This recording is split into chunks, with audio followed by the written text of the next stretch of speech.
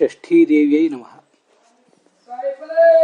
ಜ್ಯೇಷ್ಠಾದೇವಿ ಮತ್ತು ಷಷ್ಠೀದೇವಿ ಬಗ್ಗೆ ಇಲ್ಲೊಂದು ಪೂರ್ಣವಾದ ಅವಲೋಕನ ನೋಡೋಣ. ಹಾಗಾದಾಗ ನಮಗೆ ಈ ಶ್ರೀ ಸೂಕ್ತದಲ್ಲಿ ಬರುವಂಥ ಜ್ಯೇಷ್ಠಾಮಲಕ್ಷ್ಮೀಂ ನಾಶಯಾಮ್ಯಹಂ ಅಂತ ಏನು ಬಂದಿದೆಯಲ್ಲ, ಅದ್ರ ಬಗ್ಗೆ ಒಂದು ಪೂರ್ಣವಾದ ಅವಲೋಕನ ಸಿಗಲಿಕ್ಕೆ ಸಾಧ್ಯ. ನಾನೀಗಾಗಲೇ ಹೇಳಿದಂತೆ ಜ್ಯೇಷ್ಠ ಅಲಕ್ಷ್ಮಿ ಏನಿದ್ದಾಳೆ ಅವಳು ಕಲಿಯ ಪತ್ನಿ, ದುರ್ಯೋಧನನ ಪತ್ನಿಯಾಗಿ ಅವತರಿಸಿದ್ಲು. ಮಂಥರಿಯು ಕೂಡ ಅವಳೇ ಅಂತ ಅನ್ನೋದನ್ನೆಲ್ಲ ನೋಡಿದ್ದೇವೆ. ಜ್ಯೇಷ್ಠ ಅಲಕ್ಷ್ಮಿಯ ಪೂಜೆ ಅಂತ ಅನ್ನೋದಂತೂ ಸರ್ವಥಾ ನಿಷಿದ್ಧವೇ, ಯಾವ ದೃಷ್ಟಿಯಿಂದಲೂ ಅದು ಯೋಗ್ಯ ಅಲ್ಲ. ಇನ್ನು ಶ್ರಾವಣ ಭಾದ್ರಪದಗಳಲ್ಲಿ ಜ್ಯೇಷ್ಠ ಧಾರವನ್ನು ಕೆಲವರು ಧರಿಸ್ತಾರೆ. ಕೆಲವು ಮನೆತನಗಳಲ್ಲಿ ಆ ಸಂಪ್ರದಾಯ ಇದೆ, ಕೆಲವು ಕಡೆ ಆ ಸಂಪ್ರದಾಯ ಇಲ್ಲ. ಇಲ್ಲದೇ ಇದ್ದವರು ಕೂಡ ಅದನ್ನು ಹೇಗೆ ನಾವು ಅದನ್ನು ಮಾಡಬೇಕೇ ಬೇಡವೇ ಅಂತ ಕೆಲವರಿಗೆ ಗೊಂದಲ. ಇದ್ದವರು ಅದನ್ನು ಮುಂದುವರಿಸಬೇಕೇ ಬೇಡವೇ ಅಂತಲೂ ಕೂಡ ಗೊಂದಲದಲ್ಲಿದ್ದಾರೆ. ಅಂಥವ್ರನ್ನ ಅನೇಕ ಜನರನ್ನು ನಾನು ಸಂಪರ್ಕಿಸಿದಾಗ ಅದ್ರ ಬಗ್ಗೆ ಏನೋ ಒಂದಿಷ್ಟು ವಿಷಯಗಳನ್ನು ಹೇಳಬೇಕು ಅಂತ ಅಂದ್ಕೊಂಡೆ.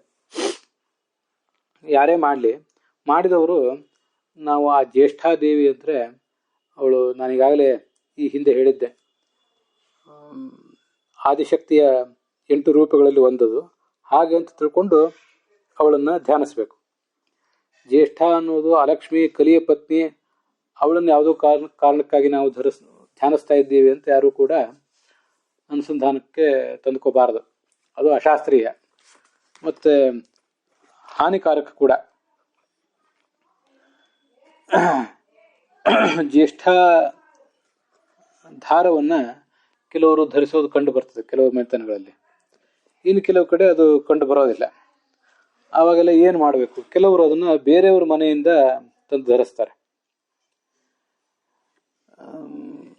ಇವರು ತಮ್ಮ ಮನೆಯಿಂದ ಯಾರ ಮನೆಯಲ್ಲಿ ಆ ಸಂಪ್ರದಾಯ ಇದೆಯೋ ಅವ್ರ ಮನೆಗೆ ಹೋಗಿ ಅದನ್ನು ತಂದು ಮತ್ತು ತಮ್ಮ ಮನೆಯಲ್ಲಿ ಮಡಿ ಉಟ್ಕೊಂಡು ಅದನ್ನು ಧರಿಸಿ ಆ ಮಡಿ ಮೇಲಿಗೆ ಇತ್ಯಾದಿಗಳಲ್ಲಿ ಕೆಲವು ಸರಿ ಸಮಯ ಹೋಗ್ತದೆ. ಅದರಿಂದ ತುಂಬ ಸಮಯ ಹಾನಿ ಅಲ್ಲದೇ ಆ ಸಂದರ್ಭದಲ್ಲಿ ಕ್ಲೇಶನೂ ಆಗ್ತದೆ. ಅದರಿಂದ ಆ ಬೆಳಗಿನ ಅವಸರದ ಹೊತ್ತರಲ್ಲಿ ತುಂಬ ಕಷ್ಟ ಆಗ್ತದೆ. ಇದೆಲ್ಲ ನಾವು ಗಮನಿಸಿದ್ದೀವಿ, ಅವರು ಕೂಡ ಹೇಳ್ಕೊಂಡ್ರು. ಮನೆತನಗಳಲ್ಲಿ ಸಂಪ್ರದಾಯದಿಂದ ಬಂದುಬಿಟ್ಟಿದೆ.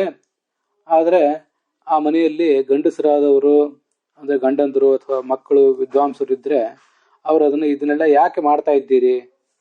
ನಮ್ಮ ಮನೆಯಲ್ಲಿ ಇಲ್ಲ ಅಂದಮೇಲೆ ಬೇರೆಯವ್ರ ಮನೆಯಿಂದ ತಂದು ಅದನ್ನು ಹಾಕ್ಕೊಳ್ಳುವುದರಲ್ಲಿ ಏನು ಅರ್ಥ ಇದೆ ಅಂತ ಆ ಹೆಣ್ಮಕ್ಳಿಗೆ ಅದನ್ನು ಬಿಡಿಸುವ ಪ್ರಯತ್ನವೂ ಮಾಡಿದ್ದಾರೆ. ಅದು ಪೂರ್ಣ ಇನ್ನೂ ಸಫಲ ಆಗಿಲ್ಲ. ಇದ್ರ ಬಗ್ಗೆ ಒಂದು ನಾನು ಸಂಪರ್ಕ ಯಾರನ್ನು ಮಾಡಿದ್ದೆ, ಇದ್ರ ಬಗ್ಗೆ ಒಂದು ಏನಾದರೂ ನಿಮ್ಮದು ಅಭಿಪ್ರಾಯ ಹೇಳಿ ಅಂತ ಅವ್ರು ನನ್ನ ಕೇಳಿದರು. ನಾನೇನೇ ಅಭಿಪ್ರಾಯ ಹೇಳಿದರೂ ಕೂಡ ಅದೇನು ಪೂರ್ಣ ಆಗಲಿಕ್ಕಿಲ್ಲ. ಸರಿಯಾದರೂ ಕೂಡ ಅದನ್ನು ಆಚರಣೆಗೆ ತರ್ತಾರೆ ಅಂತಿಲ್ಲ. ಅದನ್ನು ಮಾಡುವವರು ಆದಿಶಕ್ತಿಯ 8ನೇ ಒಂದು ರೂಪ, ಇದು 8 ರೂಪಗಳಲ್ಲಿ ಒಂದು, ಅದನ್ನು ನಾವು ಧ್ಯಾನಿಸ್ತಾ ಇದ್ದೀವಿ ಅಂತ ತಿಳ್ಕೊಳ್ಬೇಕು. ಅಲಕ್ಷ್ಮಿಯನ್ನು ಧ್ಯಾನಿಸ್ತಾ ಇದ್ದೀವಿ ಅಂತ ಖಂಡಿತ ತಿಳ್ಕೊಬಾರದು ಅನ್ನೋದು ಗೊತ್ತಿರಲಿ. ಕೆಲವು ಮನೆಗಳಲ್ಲಿ ಇಂಥವೆಲ್ಲ ಏನೇನೋ ಸಂಪ್ರದಾಯಗಳಿದ್ದವು. ಅವನ್ನೆಲ್ಲ ಯಾರ್ಯಾರು ಕೆಲವರು ಬಿಟ್ಟಾಗ ಕಾಕತಾಳೀಯವಾಗಿ ಅವ್ರ ಮನೆಯಲ್ಲಿ ಅನಾಹುತಗಳು ಕೂಡ ಆದವು, ಗಂಡು ಸಂತಾನ ಆಗಲಿಲ್ಲ, ಹೀಗೆಲ್ಲ ಕೇಳಿ ಬರ್ತದೆ. ಅನಾಹುತ ಯಾವುದೇ ಕಾರಣಕ್ಕಾಗಲಿ ಅದನ್ನು ಈ ಬಿಟ್ಟಂಥ ಪೂಜಾ ಪುನಸ್ಕಾರಗಳ ಜೊತೆಗೆ ತಳುಕು ಹಾಕುವಂಥ ಸಾಧ್ಯತೆ ಇರ್ತದೆ. ಮನುಷ್ಯಂದು ಮನಸ್ಸು ಸೂಕ್ಷ್ಮವಾಗಿರ್ತದೆ, ವಿಶೇಷತಃ ಮಹಿಳೆಯರ ಮನಸ್ಸು. ಆದ್ದರಿಂದ ಈ ಹಿಂದೆ ಅನೇಕ ಬಾರಿ ನಾನು ಪ್ರವಚನಗಳಲ್ಲಿ ಕೂಡ ಹೇಳಿದ್ದೆ, ನಾವೀಗ ಆಚರಿಸ್ತಾ ಇರುವವು ಅನೇಕ ಕರ್ಮಗಳೇನಿವೆ ಅವುಗಳಲ್ಲಿ ಕೆಲವು ಕಡ್ಡಾಯವಾಗಿ ನಾವು ಆಚರಿಸಲೇಬೇಕಾದಂತಹ, ಬಿಟ್ಟರೆ ದೋಷ ಇರುವಂಥ ಧಾರ್ಮಿಕ ಕ್ರಿಯೆಗಳು. ಇನ್ನು ಕೆಲವು ಸಾಂಸ್ಕೃತಿಕ ಕಾರ್ಯಕ್ರಮಗಳಿವೆ, ಸಾಂಸ್ಕೃತಿಕ ಸಂಭ್ರಮಗಳವು. ಅವುಗಳನ್ನು ಬಿಟ್ಟರೆ ಖಂಡಿತ ದೋಷ ಇರೋದಿಲ್ಲ. ಆದರೆ ಎಲ್ರಿಗೂ, ಗಂಡಸರಿಗೂ ವಿಶೇಷತಃ ಮಹಿಳೆಯರಿಗೆ ಆಗಾಗ ಏನಾದ್ರು ಕೆಲವು ಸಾಂಸ್ಕೃತಿಕ ಕಾರ್ಯಕ್ರಮಗಳು, ಹಬ್ಬಗಳು ಮನೆಯಲ್ಲಿ ನಡೀತಾ ಇದ್ದರೆ ಚೆನ್ನಾಗಿರ್ತದೆ. ಇಲ್ಲದೇ ಇದ್ದರೆ ಒಂದು ಸಾಂಸ್ಕೃತಿಕ ಶೂನ್ಯತೆ ತುಂಬಿಬಿಡ್ತದೆ. ಕೇವಲ ಶ್ರವಣ ಮನನ ಧ್ಯಾನ ಇತ್ಯಾದಿಗಳಲ್ಲೇ ತೊಡಗಿ ಅಥವಾ ಬೇರೆ ಆರ್ಥಿಕ ಚಟುವಟಿಕೆಗಳಲ್ಲಿ ಉದ್ಯೋಗ ವ್ಯಾಪಾರಗಳಲ್ಲಿ ತೊಡಗಿ ಇಂಥದನ್ನ ಕೆಲವನ್ನ ಕಡ್ಡಾಯ ಅಲ್ಲದೆ ಹೋದರೂ ಕೂಡ ಮಾಡಬಹುದಾದದನ್ನು ಕಡೆಗಣಿಸಿದ್ರ ಮೂಲಕ ಸಾಂಸ್ಕೃತಿಕ ಶೂನ್ಯತೆ, ಕಲ್ಚರಲ್ ವಾಕ್ಯೂಮ್ ತುಂಬುತ್ತದೆ. ಅದು ಅವರಿಗೆ ತುಂಬ ಕಷ್ಟ ಕೊಡ್ತದೆ. ಆ ಕಲ್ಚರಲ್ ವಾಕ್ಯೂಮನ್ನು ತುಂಬುವುದಕ್ಕಾಗಿ ಇಂಥ ಕೆಲವು ಕಾರ್ಯಕ್ರಮಗಳು, ಹೆಂಗೆಳೆಯರು ಒಂದಿಷ್ಟು ರೇಷ್ಮೆಯ ವಸ್ತ್ರಗಳನ್ನು ತೊಟ್ಟು, ಬಂಗಾರದ ಒಡವೆಗಳನ್ನು ತೊಟ್ಟು, ಎಲ್ಲ ಸ್ತ್ರೀಯರು ಪರಸ್ಪರ ಒಂದು ಕಡೆ ಕಲೆತು ಸಂಭ್ರಮಿಸುವುದರಲ್ಲಿ ಅವರ ಮಾನಸಿಕ ಆರೋಗ್ಯದ ಒಂದು ಗುಟ್ಟು ಕೂಡ ಇದೆ. ಆದ್ದರಿಂದ ತೀರಾ ಆಳಕ್ಕಿಳಿಯದೆ ಬಿಟ್ಟರೆ ಅದೇನು ಅನರ್ಥ ಆಗ್ತದೋ ಅನ್ನುವಂಥ ಭಯವನ್ನು ಬದಿಗಿಟ್ಟು ಇಂಥ ಸಾಂಸ್ಕೃತಿಕ ಕಾರ್ಯಕ್ರಮಗಳನ್ನು ಮುನ್ನಡೆಸುವುದು ಒಳ್ಳೆಯದು. ಬಿಡೋದು ಬೇಡ. ಕೂಡಲೇ ಬಿಟ್ಟೇ ಬಿಡಬೇಕು ಅಂತ ಹೇಳುವಂಥ ವಿದ್ವಾಂಸರಿಗೆ, ಇದನ್ನು ಮಾಡಲೇಬೇಡ ಅಂತ ಹೇಳುವಂಥ ವಿದ್ವಾಂಸರಿಗೆ, ಮಾಡಿಯೇ ಮಾಡಬೇಕು, ಮಾಡದೆ ಹೋದರೆ ಏನೋ ಅನರ್ಥ ಆಗ್ತದೆ ಅಂತ ಆ ಸಂಪ್ರದಾಯಗಳಿಗೆ ಜೋತು ಬಿದ್ದವರಿಗೆ, ಇಬ್ಬರಿಗೂ ಕೂಡ ಇದೊಂದು ವಿಷಯ ಗಮನದಲ್ಲಿರಬೇಕು. ಕೆಲವು ಧಾರ್ಮಿಕ ಕಾರ್ಯಕ್ರಮಗಳು, ಕೆಲವು ಸಾಂಸ್ಕೃತಿಕ ಕಾರ್ಯಕ್ರಮಗಳು. ಧಾರ್ಮಿಕ ಕಾರ್ಯಕ್ರಮಗಳನ್ನು ಕಡ್ಡಾಯವಾಗಿ ತಿಳಿದು ಯದೇವ ವಿದ್ಯೆಯ ಕರೋತಿ ತದೇವ ಶ್ರದ್ಧೆಯ ಯದೇವ ವಿದ್ಯೆಯ ಕರೋತಿ ತದೇವ ವೀರ್ಯವತ್ತರಂ ಭವತಿ ಅಂತ ಹೇಳಿದಂತೆ ಜ್ಞಾನಪೂರ್ವಕವಾಗಿ ಮಾಡಿದರೆ ಮಹಾಫಲ ಇದೆ, ಬಿಟ್ಟರೆ ದೋಷ ಇದೆ.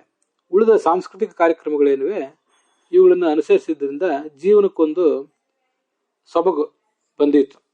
ಅದಕ್ಕಾಗಿ ಆಚರಿಸ್ತಾ ಇರೋದು ಒಳ್ಳೆಯದು. ಬಹಳ ಅದ್ರ ಬಗ್ಗೆ ಆಳವಾಗಿ ಇಳಿಬಾರದು, ತಲೆ ಕೆಡಿಸ್ಕೋಬಾರದು ಅದ್ರ ಬಗ್ಗೆ. ಅದೇ ಪರಮ ಪುರುಷಾರ್ಥ ಅನ್ನುವ ರೀತಿಯಲ್ಲಿ. ಮುಖ್ಯವಾಗಿ ಸ್ತ್ರೀಯರು ಶ್ರವಣ ಮನನ ಧ್ಯಾನ ಇತ್ಯಾದಿಗಳಲ್ಲಿ, ಜ್ಞಾನ ಕಾರ್ಯಗಳಲ್ಲಿ ಒಂದಿಷ್ಟು ತೊಡಗಬೇಕು.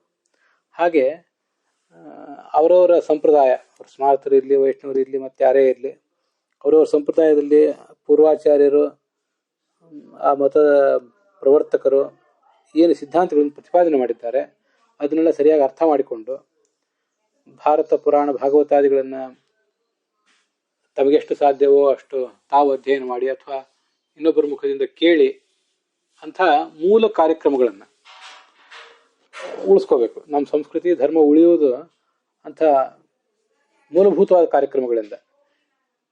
ಸಾಂಸ್ಕೃತಿಕ ಕಾರ್ಯಕ್ರಮಗಳಿಂದ ಜೀವನಕ್ಕೊಂದು ಸೊಬಗು ಬಂದಿತ್ತು. ಆದರೆ ಜೀವನಕ್ಕೊಂದು ಬೇಸ್ ಇರಬೇಕಾದ್ದು. ಒಟ್ಟಾರೆ ಕುಟುಂಬ ಜೀವನ, ಸಮಾಜ ಜೀವನ, ರಾಷ್ಟ್ರ ಜೀವನಕ್ಕೆ ಒಂದು ಬೇಸ್ ಬರುವುದೇ ಜ್ಞಾನದಿಂದ. ಜ್ಞಾನ ಇಲ್ಲ ಆದ್ದರಿಂದ ಯಾವುದನ್ನು ಬಿಡಬೇಕು, ಯಾವುದನ್ನು ಮಾಡಬೇಕು ಅನ್ನೋದ್ರ ಬಗ್ಗೆ ಗೊಂದಲ ಆಗಿ ಎಲ್ಲವೂ ಹಾಳಾಗ್ತದೆ. ಧರ್ಮ ಎಲ್ಲ ಕಲಬೆರಕೆಗೊಳಗಾಗ್ತದೆ. ಈಗ ನಾವು ಆಚರಣೆ ಮಾಡ್ತಿರುವುದೆಲ್ಲ, ಬಹುತೇಕರು ಆಚರಣೆ ಮಾಡ್ತಿರುವುದೆಲ್ಲ ಕಲಬೆರಕೆಯ ಧರ್ಮವೇ. ಇಷ್ಟನ್ನ ಹೇಳ್ಬೋದು ನಾನೀಗ. ಅದರಿಂದ ಜ್ಯೇಷ್ಠಾಧಾರವನ್ನು ಬೇರೆಯವರ ಮನೆಯಿಂದ ನೀವು ತಂದು ಹಾಕೊಳ್ಳೋದಕ್ಕಿಂತ ಅವರಿಗೆ ನಿಮ್ಮ ಮನೇಲಿ ತಂದು ಕೊಡಿ ಅಂತ ಹೇಳಿ, ಯಾರಿಗಾದ್ರೂ ನಿಮ್ಮ ಆತ್ಮೀಯರಿದ್ದರೆ ಅವರು ತಂದು ಕೊಡಲಿ, ಬೇಕಾದರೆ ಧರಿಸಿ. ಮುಖ್ಯವಾಗಿ ಗಂಡ ಹೆಂಡತಿ, ಮಕ್ಕಳು, ಅತ್ತೆ ಮಾವ, ಒಟ್ಟಾರೆ ಬಂಧುಗಳು, ಅವರಲ್ಲಿ ಇಂಥ ಕಾರ್ಯಕ್ರಮಗಳು ಸಾಮರಸ್ಯ ಮೂಡಿಸ್ಬೇಕು. ಆ ಕಾರ್ಯಕ್ರಮಗಳಿಂದಲೇ ಒಂದು ವೇಳೆ ವೈರಸ್ಯ ಮೂಡುವುದಾದರೆ ಆ ಕಾರ್ಯಕ್ರಮಗಳನ್ನು ಮುಂದುವರಿಸುವುದ್ರ ಬಗ್ಗೆ ಸ್ವಲ್ಪ ಆಲೋಚನೆ ಮಾಡುವುದು ಒಳ್ಳೆಯದಾಗ್ತದೆ. ಮಾಡಲೇಬೇಕು ಅಂತನ್ನುವರು ಬಿಟ್ಟರೆ ಏನೋ ಅನರ್ಥ ಆಗ್ತದೋ ಅಂತ ಭ್ರಮಿಸುವುದು ಬೇಡ. ಮಾಡಬಾರದು ಅಂತನ್ನುವರು ಮಾಡಿಬಿಟ್ರೆ ಅದೇನೋ ಮಹಾ ಅನರ್ಥ ಆದೀತು ಅಂತ ಹೆದರಿಸುವುದು ಬೇಡ. ಅನೇಕ ಕಾರ್ಯಗಳನ್ನು ಮನುಷ್ಯ ಮಾಡ್ತಿರ್ತಾನೆ, ಅದರಲ್ಲಿ ಇಂಥವು ಕೆಲವೆಲ್ಲ ಮುಂದುವರಿತಿರ್ತವೆ ಅಂತ ತಿಳ್ಕೊಳ್ಳೋಣ. ಇನ್ನು ಈ ಜ್ಯೇಷ್ಠ ದೇವಿ ಏನಿದ್ದಾಳೆ, ಜ್ಯೇಷ್ಠ ಲಕ್ಷ್ಮಿ, ಅವಳನ್ನೇ ಷಷ್ಠೀ ದೇವಿ ಅಂತ ಕೆಲವರು ಹೇಳ್ತಾರೆ. ಆ ಷಷ್ಠೀ ದೇವಿಯನ್ನು 5ನೇ ದಿವಸ ಅಥವಾ 6ನೇ ದಿವಸ ಬಾಣಂತಿಯ ಮಗುವಿನ ಸಂರಕ್ಷಣೆಗಾಗಿ ಪೂಜಿಸಬೇಕು ಅಂತ ಅನ್ನೋದೆಲ್ಲ ಶಾಸ್ತ್ರದಲ್ಲಿ ಒಂದಿಷ್ಟು ಕೇಳಿ ಬರ್ತದೆ. ಉಡುಪಿ ಕಡೆಯಲ್ಲಿ, ಎಲ್ಲ ಕಡೆ ಅಲ್ಲ, ಕೆಲವು ಕಡೆ ಘಟ್ಟದ ಮೇಲೆ ಕೂಡ ಗುಂಡಪ್ಪ ಎಂಬ ಹೆಸರಿನಿಂದ ಗಣಪತಿಯನ್ನು ಆರಾಧಿಸ್ತಾರೆ. ಮತ್ತು ಈ ಷಷ್ಠಿ ದೇವಿಯನ್ನು ಕೂಡ ಆರಾಧಿಸ್ತಾರೆ. ಈ ಸ್ವಾರಸ್ಯದ ಸಂಗತಿ ಅಂದರೆ, ಈ ಷಷ್ಠಿ ದೇವಿ ಅನ್ನುವುದೇ ಉತ್ತರ ಕರ್ನಾಟಕದಲ್ಲಿ ನಾನು ನೋಡಿದ್ದು ಬ್ರಾಹ್ಮಣೇತರರಲ್ಲಿ, ಬ್ರಾಹ್ಮಣರಲ್ಲೂ ಇರಬಹುದು, ಕಂಡು ಬಂದಿಲ್ಲ ನನಗಷ್ಟೆ. ಅದರಿಂದ ನಾನು ಬ್ರಾಹ್ಮಣೇತರಲ್ಲಿ ಇದಿದೆ, ಅದ್ರ ಬ್ರಾಹ್ಮಣರಲ್ಲಿ ಇಲ್ಲ, ಅದನ್ನು ಬ್ರಾಹ್ಮಣರು ಮಾಡಬಾರ್ದು ಅಂತ ನಾನೇನು ಹೇಳ್ತಿಲ್ಲ. ಬ್ರಾಹ್ಮಣೇತರಲ್ಲಿ ನನ್ನ ಸಮೀಕ್ಷೆ ಮಾಡಿದಾಗ ಕಂಡು ಬಂದಿದೆ ಅಂತ ಹೇಳ್ತಿದ್ದೇನೆ ಅಷ್ಟೆ. ಷಷ್ಠೀ ದೇವಿ ನಮಸ್ತುಭ್ಯಂ ಸೂತಿಕಾಗ್ರಹಶಾಯಿನಿ ಪೂಜಿತ ಪರಯಾ ಭಕ್ತ್ಯ ದೀರ್ಘಮಾಯು ಪ್ರಯಚ್ಛಮೆ ಅಂತ ಒಂದು ಶ್ಲೋಕ ಹೇಳ್ತಾರೆ. ಇದು ಶ್ಲೋಕ ಹೀಗೆ ಘಟ್ಟದ ಕೆಳಗೆ ಬ್ರಾಹ್ಮಣರ ಸಂಪ್ರದಾಯದಲ್ಲಿ ಕಂಡು ಬಂದಿದೆ, ಘಟ್ಟದ ಮೇಲೆ ಕೂಡ ಬ್ರಾಹ್ಮಣರಲ್ಲಿ ಕೆಲವು ಕಡೆ ಕಂಡು ಬಂದಿದೆ. ಷಷ್ಠೀ ದೇವಿಯೇ ನಿನಗೆ ನಮಸ್ಕಾರ, ನೀನು ಆ ಬಾಣಂತಿಯ ಮನೆಯಲ್ಲಿ ನೆಲೆಸಿರ್ತಿ, ನಾನು ಭಕ್ತಿಯಿಂದ ನಿನ್ನನ್ನು ಪೂಜಿಸಿದರೆ ನನಗೂ ನನ್ನ ಮಗುವಿಗೂ ನನ್ನ ಒಟ್ಟಾರೆ ಕುಟುಂಬಕ್ಕೂ ದೀರ್ಘವಾದ ಆಯುಷ್ಯ ಕೊಡು ಅಂತ ಅವಳನ್ನು ಪ್ರಾರ್ಥಿಸಿದಂತೆ. ಷಷ್ಠೀ ದೇವಿಯೇ ನಮಃ ಅಂತ ಅದರ ಒಟ್ಟು ಚತುರ್ಥಿ ವಿಭಕ್ತಿಯಂತವಾದ ಪ್ರಯೋಗ. ಉತ್ತರ ಕರ್ನಾಟಕದಲ್ಲಿ ಬ್ರಾಹ್ಮಣೇತರರಲ್ಲಿ ಇದು ಬಳಕೆ ಇದೆ ಅಂತ ಹೇಳಿದೆ. ಇದೇ ಷಷ್ಠೀ ದೇವಿಯನ್ನು, ಷಷ್ಠಿ ಅನ್ನೋದು ಮಹಾಪ್ರಾಣ ಗೊತ್ತಿರಲಿ, ಆ ಷಷ್ಠೀ ದೇವಿಯನ್ನೇ ಶಟೀ ದೇವಿ ಅಂತ ಬದಲಾಯಿಸಿ ಅವರು ಅಪಭ್ರಂಶ ರೂಪದಲ್ಲಿ ಹೇಳ್ತಾರೆ, ಅಥವಾ ಶಟಿಗೆವ್ವ ಅಂತ ಹೇಳ್ತಾರೆ. ಅವಳೇ ಮಗುವಿನ ಹಣೆ ಬರಹ ಬರೆಯುವವಳು ಅಂತ 5 ಅಥವಾ 6ನೇ ದಿವಸ ಅವಳನ್ನು ಪೂಜಿಸ್ತಾರೆ. ಈ ಶಬ್ದಕಲ್ಪದ್ರುಮ, ವಾಚಸ್ಪತ್ಯ ಮೊದಲಾದ ಕೋಶಗಳ ಪ್ರಕಾರ ಅನೇಕ ವಿದ್ವಾಂಸರನ್ನು ಸಂಪರ್ಕಿಸಿದಾಗ ಇದನ್ನು ಕಂಡು ಬಂದದ್ದು. 16 ಮಾತೃಕಾ ದೇವತೆಗಳಿದ್ದಾರೆ. ಅವರಲ್ಲಿ ಸೇರಿದಂತಹ ಒಬ್ಬ ದೇವತೆಯವಳು, ಪ್ರಕೃತಿಯ 6ನೇ ಕಲೆಯವಳು. ಪ್ರಕೃತಿಯ ಷಷ್ಠೀ ಕಲಾ ಸ್ಕಂದನ ಪತ್ನಿ. ಪ್ರಧಾನ ಅಂದ್ರೆ ಪ್ರಕೃತಿಯ, ಅವಳ ಅಂಶ ಸ್ವರೂಪಳಾದವಳು ದೇವಸೇನಾ ಅಭಿಮಾನಿನಿಯವಳು. ನಾರದನಿಗೆ ಚತುರ್ಮುಖ ಬ್ರಹ್ಮ ಪ್ರಾಯ ಹೇಳಿದ ಮಾತು. ಶಿಶೂನಾಂ ಪ್ರತಿ ವಿಶ್ವೇಶು ಪ್ರತಿಪಾಲನ ಕಾರಿಣಿ, ಶಿಶುಗಳ ಯೋಗಕ್ಷೇಮವನ್ನು ನೋಡ್ಕೋತಾಳೆ. ತಪಸ್ವಿನಿ, ವಿಷ್ಣು ಭಕ್ತಳು, ಕಾರ್ತಿಕೇಯನ ಕಾಮಿನಿ. ಪ್ರಕೃತಿಯ ಷಷ್ಠಾಂಶ ಸ್ವರೂಪ, ತೇನ ಷಷ್ಠಿ ಪ್ರಕೀರ್ತಿತ. ಪ್ರಕೃತಿಯ 6ನೇ ಅಂಶದಿಂದ ಕೂಡಿದವಳು, ಆದ್ರಿಂದ ಇವಳನ್ನ ಷಷ್ಠಿ ಅಂತ ಹೇಳ್ತಾರೆ ಅಂತ ಹೀಗೆ ಆ ಕೋಶಗಳಲ್ಲಿ ಕಂಡು ಬರ್ತದೆ. ಪುತ್ರ ಪೌತ್ರ ಇತ್ಯಾದಿ ಎಲ್ಲರನ್ನೂ ಕೂಡ ನಮಗೆ ಕೊಡ್ತಾಳೆ. 3 ಜಗತ್ತನ್ನು ಪೋಷಿಸ್ತಾಳೆ. ಸುಂದರಿ ಯುವತಿ, ಭರ್ತುರಂತಿಕೆ ಸ್ಥಾನೆ, ತನ್ನ ಗಂಡನ ಹತ್ತಿರ ಇರ್ತಾಳೆ. ಸುಂದರಿ ಯುವತಿ ರಮ್ಯ ಸತತಂ ಭರ್ತುರಂತಿಕೆ, ತನ್ನ ಗಂಡನ ಹತ್ತಿರ ಇದ್ದಾಗ, ಸ್ಕಂದನ ಜೊತೆಗಿದ್ದಾಗ ಅವಳು ಯುವತಿಯ ರೂಪದಲ್ಲಿ ಇರ್ತಾಳೆ. ಸ್ಥಾನೇ ಶಿಶೂನಾಂ ಪರಮ ವೃದ್ಧ ರೂಪಾಚ ಯೋಗಿನಿ, ಮಕ್ಕಳ ನವಜಾತ ಶಿಶುಗಳೇನಿರ್ತಾರೆ ಅವರ ಸಮೀಪದಲ್ಲಿ ಈಕೆ ವೃದ್ಧ ರೂಪಳಾಗಿರ್ತಾಳೆ. ಪೂಜಾ 12 ಮಾಸೇಶು ಯಸ್ಯ ವಿಶ್ವೇಶು ಸಂತತಂ, 12 ಮಾಸಗಳಲ್ಲೂ ಅವಳ ಪೂಜೆ ನಡೀತದೆ ಅಂತ ಕೇಳಿ ಬರ್ತದೆ. ಷಷ್ಠ ದಿನ 6ನೇ ದಿವಸದಲ್ಲಿ ಅವಳ ಪೂಜೆ ಮಾಡ್ತಾನೆ ಸೂತಿಕಾಗಾರದಲ್ಲಿ, ಕೆಲವು ಕಡೆ 5ನೇ ದಿವಸ ಮಾಡ್ತಾನೆ. ಹೀಗೆ ಅವಳು ಷಷ್ಠೀ ದೇವಿ, ಅವಳ ಪೂಜೆಯು 6ನೇ ದಿವಸವೇ. ಮತ್ತೆ 21ನೇ ದಿವಸ ಶಶ್ವನ್ ನಿಯಮಿತಾಚೈಷ ನಿತ್ಯ ಕಾಮ್ಯಾಹುತಿ ಪರ, ಮಾತೃರೂಪ ದಯಾರೂಪ ಶಶ್ವದ್ರಕ್ಷಣ ರೂಪಿಣಿ. ಜಲೇ ಸ್ಥರೆ, ಅಂತರಿಕ್ಷದಲ್ಲಿ ಶಿಶುಗಳ ಸ್ವಪ್ನದಲ್ಲಿ ಬಂದ ಸಮಸ್ಯೆಗಳಿಂದ ಆಕೆ ಪರಿಹರಿಸ್ತಾಳೆ ಅಂತ ಬ್ರಹ್ಮವೈವರ್ತ ಪುರಾಣದಲ್ಲಿ ಪ್ರಕೃತಿ ಖಂಡದಲ್ಲಿ 1ನೇ ಅಧ್ಯಾಯ. ಮತ್ತೆ ನಾರಾಯಣ ಹೇಳಿದಂತೆ ಕೆಲವು ಮಾತುಗಳು ಇವೆ. ಪ್ರಕೃತಿಯ ಷಷ್ಠಾಂಶ ರೂಪಳಾದವಳು, ಅದರಿಂದ ಷಷ್ಠಿ ಅಂತ ಅವಳಿಗೆ ಹೆಸರು. ಚತುರ್ಮುಖ ಬ್ರಹ್ಮನಿಗೆ ನಾರಾಯಣ ಹೇಳಿದ ಮಾತುಗಳಿವೆ.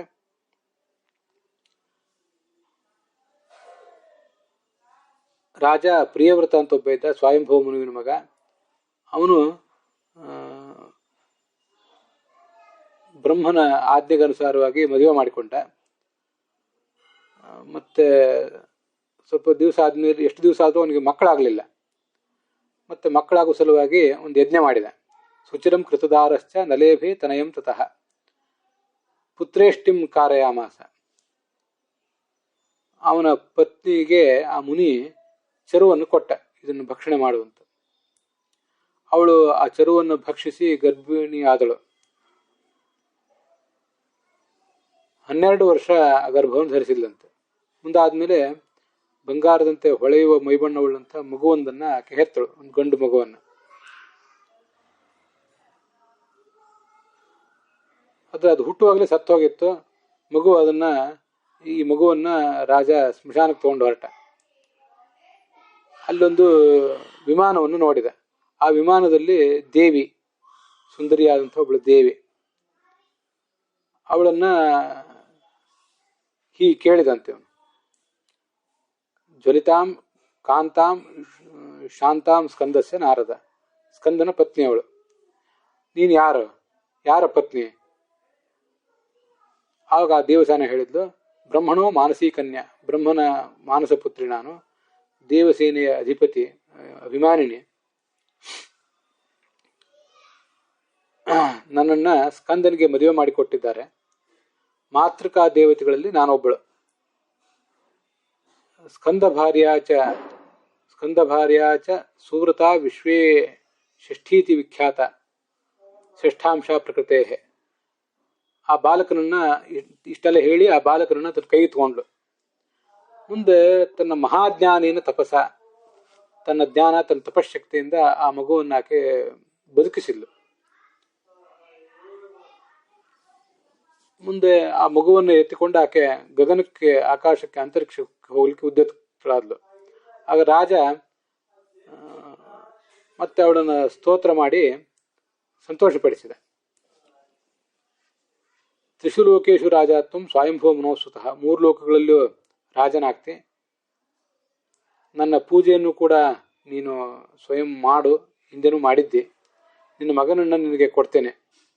ಬಾಲಕನನ್ನು ಕೊಟ್ಲು. ಮುಂದೆ ದೇವಿ ಸ್ವರ್ಗಕ್ಕೆ ಹೋದ್ಲು. ರಾಜ ಮನೆಗೆ ಬಂದು ಆ ದೇವಿಯ ಪೂಜೆಯನ್ನ ಪ್ರಾರಂಭಿಸಿದ. ಇಲ್ಲಿ ನಾವು ಗಮನಿಸಬೇಕಾದ್ದು, ಸ್ಕಂದನೂ ಕೂಡ ಸಂತಾನ, ಅನ್ನ ಸಮೃದ್ಧಿ ಇತ್ಯಾದಿಗಳಿಗೆ ಅನುಗ್ರಾಹಕ, ಮತ್ತೆ ಚರ್ಮರೋಗ ಮೊದಲಾದ ದೋಷಗಳಿಗೂ ಕೂಡ ಅನುಗ್ರಾಹಕ. ಅವನ ಪತ್ನಿಯೂ ಕೂಡ ಪುತ್ರರನ್ನು ರಕ್ಷಿಸ್ತಾಳೆ ಅನ್ನೋದು ನಮಗೆ ಗೊತ್ತಿರಲಿ. ಮುಂದೆ ಪ್ರತಿಮಾಸೇಶು ಶುಕ್ಲ ಷಷ್ಠ್ಯಾಂ, ಪ್ರತಿಯೊಂದು ಮಾಸದಲ್ಲಿಯೂ ಕೂಡ ಶುಕ್ಲ ಪಕ್ಷದ ಷಷ್ಠಿ ದಿವಸ ಒಂದು ಉತ್ಸವವನ್ನು ಏರ್ಪಡಿಸ್ತಾ ಇದ್ದ. ಬಾಲಾನಾಂ ಸೂತಿಕಾಗಾರೆ, ಬಾಣಂತಿಯ ಮನೆಗಳಲ್ಲಿ 6ನೇ ದಿವಸ ಪ್ರಯತ್ನಪೂರ್ವಕವಾಗಿ ಪೂಜೆಯನ್ನ ಅವನು ಮಾಡಿಸಿದ. ಶುಭಾನ್ನ ಪ್ರಾಶನೆ, ಆ ಮಗುವಿಗೆ ಅನ್ನ ತಿನ್ನಿಸುವಾಗ ಎಲ್ಲ ಸಂದರ್ಭದಲ್ಲೂ ಅವಳ ಪೂಜೆಯನ್ನ ಮಾಡಿಸ್ತಿದ್ದ. ಧ್ಯಾನ, ಪೂಜಾ ವಿಧಾನ, ಸ್ತೋತ್ರ ಇದೆಲ್ಲವನ್ನು ಕೂಡ ಅವನು ಮಾಡಿದ.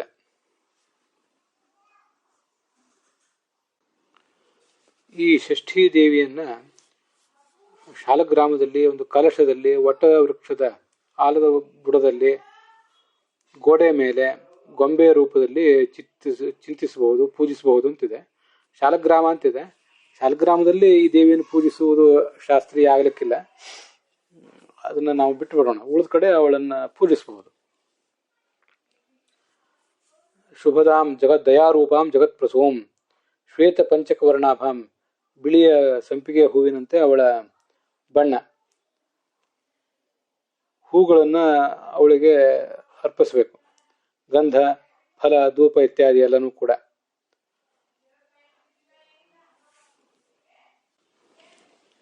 ಅವಳ ಸ್ತೋತ್ರ ನಮೋ ದೇವ್ಯೈ ಮಹಾದೇವ್ಯೈ ಸಿದ್ಧ್ಯೈ ಶಾಂತ್ಯೈ ನಮೋ ನಮಃ, ಶುಭಾಯೈ ದೇವಸೇನಾಯೈ ಷಷ್ಠ್ಯೈ ದೇವ್ಯೈ ನಮೋ ನಮಃ ಅಂತ ಹೀಗೆ ಅವಳದೊಂದು ದೀರ್ಘವಾದಂತಹ ಸ್ತೋತ್ರವನ್ನು ಕೂಡ ಅಲ್ಲಿ ಕೊಟ್ಟಿದ್ದಾರೆ. ಅದು ವಾಚಸ್ಪತ್ಯ, ಶಬ್ದಕಲ್ಪ, ಧ್ರುವ ಮೊದಲಾದ ಕೋಶಗಳಲ್ಲೇ ಅದು ಕಂಡು ಬರ್ತದೆ. ಧರ್ಮಂ ದೇಹಿ ಯಶೋ ದೇಹಿ ಷಷ್ಠೀ ದೇವ್ಯೈ ನಮೋ ನಮಃ. ಅಪುತ್ರೋ ಲಭತೆ ಪುತ್ರಂ ವರಂ ಸುಚಿರ ಜೀವಿತಂ ಯಶೃಣೋತಿ ಚ ವತ್ಸರನ್. 1 ವರ್ಷಗಳ ಕಾಲ ಈ ಸ್ತೋತ್ರವನ್ನು ಪಠಿಸಬೇಕು ಅಂತ ಕಂಡು ಬರ್ತದೆ. ಕಾಕವಂದ್ಯ ಅಂದ್ರೆ ಒಂದೇ ಸಂತಾನ ಇದ್ದವಳು, ಇಂಥವರೆಲ್ಲರೂ ಕೂಡ ಅನೇಕ ಸಂತಾನವನ್ನು ಪಡ್ಕೋತಾರೆ. ಕಾಕವಂದ್ಯ ಚಯಾನಾದಿ ಮೃತಾಪತ್ಯ, ಮಕ್ಕಳನ್ನ ಪಡ್ಕೋತಾಳೆ, ಆದ್ರೆ ಸತ್ತೋಗ್ತಿದ್ರೆ ಈ ವ್ರತದ ಆಚರಣೆಯಿಂದ, ಸ್ತೋತ್ರದ ಪಠನದಿಂದ ಎಲ್ಲವೂ ಸರಿಯಾಗ್ತದೆ. ಬಾಲಕ ರೋಗಯುಕ್ತನಾಗಿದ್ರು ಆ ರೋಗದ ಪರಿಹಾರವೂ ಕೂಡ ಆಗ್ತದೆ.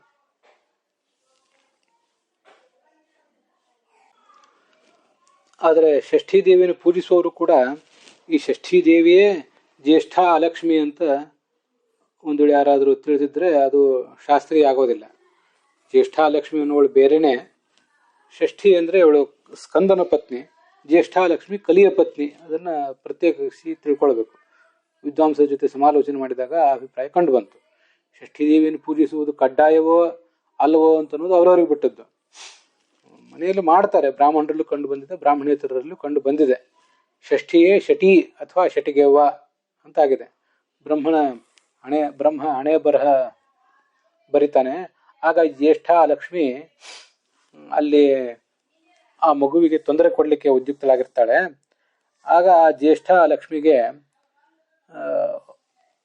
ಕೆಲವು ತಾಮಸ ಶಕ್ತಿಗಳಿಗೂ ಕೂಡ ಕೆಲವು ಬಾರಿ ಒಂದು ಬಲಿ ಇತ್ಯಾದಿಗಳನ್ನು ಕೊಟ್ಟು ಅವುಗಳನ್ನು ತೃಪ್ತರನ್ನಾಗಿ ಮಾಡಿ ದೂರ ಓಡಿಸ್ತಿರ್ತೀವಿ. ಅದರಂತೆ ಬ್ರಹ್ಮ ಮಗುವಿನ ಹಣೆ ಬರಹ ಬರಲಿಕ್ಕೆ ಬಂದಾಗ ಆ ತಾಮಸ ಶಕ್ತಿಗೂ ಕೂಡ ಒಂದು ಬಲಿಯನ್ನು ಕೊಡೋದು ಯೋಗ್ಯ ಆಗಬಹುದು.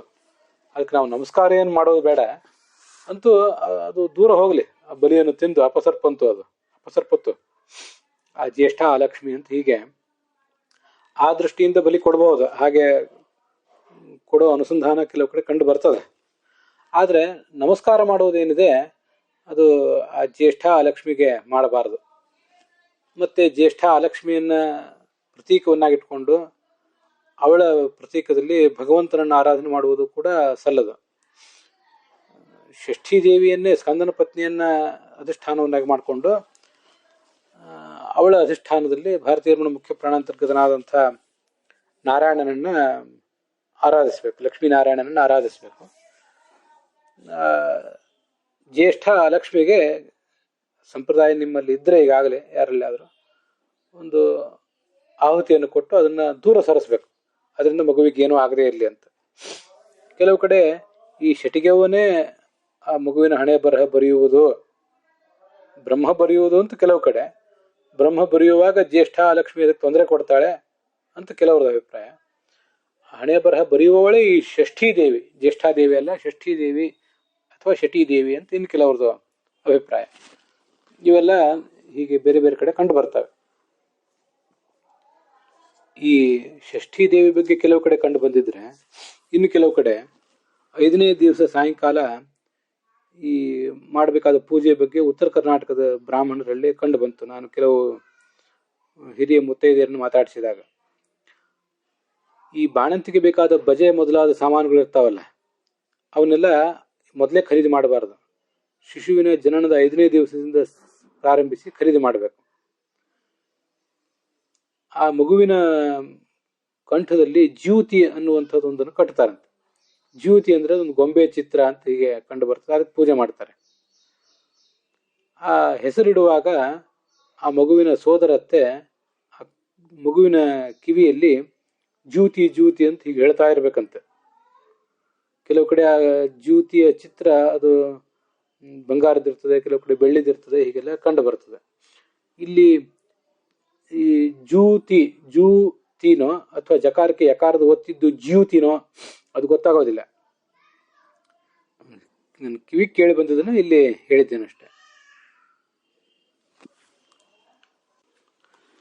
5ನೇ ದಿನ ಇದನ್ನು ಮಾಡುವುದು ಅಂತ ಕಂಡು ಬಂದಿದೆ. 5ನೇ ದಿನ ಅಂದ್ರೆ 5ನೇ ದಿನ. ನಮ್ಮ ಪಾಂಡುರಂಗಿ ಹುಚ್ಚಾಚಾರ್ಯರು ಅಂತ ಏನಿದ್ರಲ್ಲ, ಇಂದ್ರೇಶದಾಸರು, ಅವರು ಈ ಜ್ಯೂತಿಯ ಬಗ್ಗೆ ಅನೇಕ ಹಾಡುಗಳನ್ನು ಕೂಡ ಕಟ್ಟಿದ್ದಾರೆ. ಇವತ್ತು ಆ ಪಾಂಡುರಂಗಿ ಹುಚ್ಚಾಚಾರ್ಯರ ಮೊಮ್ಮಗ ಇದ್ದಾರೆ, ನಮ್ದು ದೊಡ್ಡಪ್ಪ ಅಥವಾ ಚಿಕ್ಕಪ್ಪ ಆಗ್ಬೇಕು ಅವರು, ಪಾಂಡುರಂಗಿ ರಾಮಾಚಾರ್ಯರು, ಬೆಟ್ಟದ ರಾಮಾಚಾರ್ಯರು ಅಂತ ಇದ್ದಾರೆ. ಅವರು ಹಿರಿಯರು, ಅವರ ಮಕ್ಕಳು ಮೊಮ್ಮಕ್ಕಳು ಕೂಡ ಇದ್ದಾರೆ. ಅವರ ಪರಂಪರೆಯಲ್ಲಿ ಈ ಇಂದ್ರೇಶದಾಸರು, ಆ ಪಾಂಡುರಂಗಿ ಹುಚ್ಚಾಚಾರ್ಯನಿದ್ದಾರೆ, ಅವರು ರಚನೆ ಮಾಡಿದಂಥ ಈ ಜ್ಯೂತಿ ಎನ್ನುವ ದೇವತೆಯ ಹಾಡುಗಳ ಬಳಕೆ ಅಲ್ಲಿ ಹೆಚ್ಚು ಕಂಡು ಬರ್ತದೆ. ಅಂತೂ ಆ ಜ್ಯೂತಿ ಅಂದ್ರೆ ಆ ಮಗುವನ್ನು ರಕ್ಷಿಸುವಂಥ ದೇವತೆ. ಅದರ ಒಂದು ಗೊಂಬೆ ಚಿತ್ರವನ್ನು ಮಗುವಿನ ಕಂಠದಲ್ಲಿ ಕಟ್ತಾರೆ. ನಾನಾ ಥರದ ಸಂಭ್ರಮಗಳನ್ನೆಲ್ಲ ಅಲ್ಲಿ ಆಚರಿಸ್ತಾರೆ. ಒಂದೊಂದು ದೊಡ್ಡ ದೊಡ್ಡ ಪಾತ್ರೆಗಳಲ್ಲಿ ತಿಂಡಿ ತಿನಿಸು ಇತ್ಯಾದಿಗಳನ್ನು ತಯಾರಿಸಿ ಅದನ್ನೆಲ್ಲ ನಿವೇದಿಸಿ, ಹೀಗೆ ಇದು ಕೂಡ ಒಂದು ಸಾಂಸ್ಕೃತಿಕ ಕಾರ್ಯಕ್ರಮನೇ. ದೊಡ್ಡ ಪ್ರಮಾಣದಲ್ಲಿ ಹಂದರ ಇತ್ಯಾದಿಗಳನ್ನು ಹಾಕ್ತಾರೆ ಕೆಲವು ಕಡೆ ಮಲೆನಾಡು ಭಾಗದಲ್ಲಿ. ಮಲೆನಾಡು ಭಾಗ ಅಂದರೆ ಚಿಕ್ಕಮಗಳೂರು ಶಿವಮೊಗ್ಗ ಅದಲ್ಲ, ಉತ್ತರ ಕರ್ನಾಟಕದ ಮಲೆನಾಡು ಭಾಗ, ಧಾರವಾಡ, ಖಾನಾಪುರ ಇತ್ಯಾದಿ, ಬೆಳಗಾವಿ ಇತ್ಯಾದಿ ಕೆಲವು ಭಾಗಗಳಲ್ಲಿ ಆ ಮಲೆನಾಡ ಸೆರಗು ಅಂತ ಏನು ಕಂಡು ಬರ್ತದೆ, ದೊಡ್ಡ ಪ್ರಮಾಣದಲ್ಲಿ ಮನೆಯಲ್ಲಿ ಹಂದರ ಇತ್ಯಾದಿಗಳನ್ನು ಹಾಕಿ ಭಾರಿ ಸಂಭ್ರಮದಿಂದ ಅದನ್ನು ಆಚರಿಸುವುದೆಲ್ಲ ಕಂಡು ಬರ್ತದೆ. ಇದಲ್ಲದೆ ಆಯುಷ್ಯ ಹೋಮ, ಜನ್ಮದಿನದ ಆಚರಣೆ ಇದೆಯಲ್ಲ, ಅಲ್ಲಿಯೂ ಕೂಡ ಈ ಅನೇಕ ಆಚರಣೆಗಳನ್ನು ಮಾಡ್ತಾರೆ. ಆ ಮಾಡುವ ಸಂದರ್ಭದಲ್ಲಿ ಅನೇಕ ದೇವತೆಗಳನ್ನು ಅಲ್ಲಿ ಆವಾಹಿಸ್ತಾರೆ. ಆ ಸಂದರ್ಭದಲ್ಲಿ ಷಷ್ಠೀ ದೇವಿಯ ಆವಾಹನೆ ಕೂಡ ಅಲ್ಲಿ ಒಂದು ಕಂಡು ಬರ್ತದೆ.